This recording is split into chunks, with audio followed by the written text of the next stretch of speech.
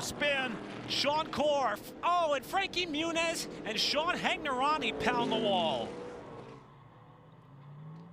Fourth caution of the night, and this is the first with significant contact. And just as we were singing the praises of Frankie Muniz, who was running in the top 10, he, Hagnerani, and Sean Corr get wadded up in turn 3. Yeah, all three of these cars were battling right inside the top 10, if not top 10, top 11 on the lead lap. You see Hagnerani able to drive away. See Frankie get his car refired. He's going to be able to drive away as well.